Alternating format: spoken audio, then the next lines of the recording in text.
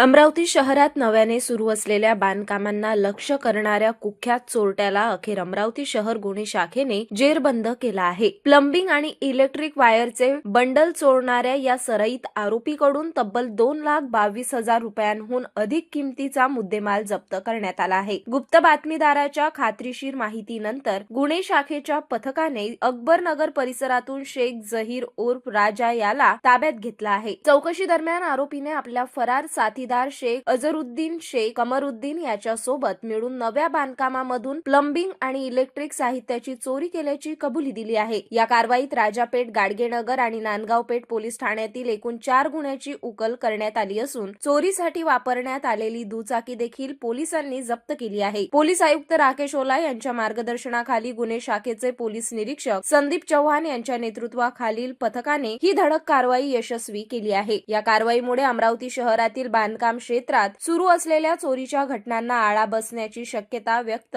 केली जात आहे.